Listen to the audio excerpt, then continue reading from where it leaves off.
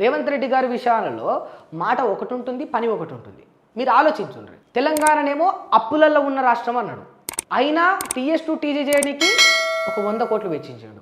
తెలంగాణ అప్పులలో ఉన్న రాష్ట్రం అన్నాడు, అయినా ఉచిత బస్సు పెట్టాడు. తెలంగాణ అప్పులలో ఉన్న రాష్ట్రం అన్నాడు, అయినా మిస్ వరల్డ్ కాంపిటీషన్ పేరు మీద దానికి ఒక 100 కోట్లు ఖర్చు పెట్టాడు. తెలంగాణ అప్పులలో ఉన్న రాష్ట్రం అన్నాడు, ఇప్పుడు కేవలం ఆ ఉప్పల్ల ఆ స్టేడియం రిపేర్ చేయడానికి 10 కోట్లు ఖర్చు పెడతా ఉండు.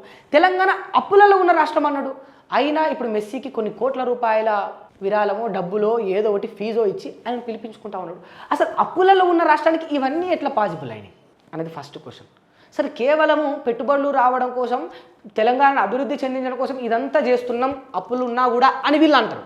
అంటే నేను ఒక క్వశ్చన్ అడుగుతా, అసలు ఇక్కడికి పెట్టుబడులు తీసుకురావడం కోసం ఇన్ని కోట్లు ఖర్చు పెట్టాల్సిన అవసరం ఇంకా తెలంగాణకు ఉన్నదా అంటే ఆబ్వియస్గా లేదు. తెలంగాణ చాలా ముందట పడ్డది భయ్, హైదరాబాద్ చాలా అద్భుతంగా పోతా ఉంది. దీనికి ఇంకా పెట్టుబడులు తీసుకురావడం కోసం మనం ఖర్చు చేయాల్సిన అవసరం లేదు. ఇక్కడ ఆల్రెడీ బిల్డ్ అయిన ఇన్ఫ్రాస్ట్రక్చర్ను మనం శాంపుల్గా చూపించి మన ప్రీవియస్ డెవలప్మెంట్ను చూపిస్తే సరిపోతుంది. గుర్తుపెట్టుకోండి, ఇంత ఫూలిష్ థింగ్ ఎందుకు, ఇన్ని కోట్లు వృధా చేయడం ఎందుకు అంటే ఏమీ లేదు, తెలంగాణలో అంతా మేమే చేసామని చెప్పుకోవడానికి సొమ్మును మొత్తం వృధా చేసే కార్యక్రమం ఇదంతా కూడా. ఎందుకంటే వాళ్ళకి ఏం నష్టం లేదు. నష్టం ఎవరికంటే నీకు నాకే.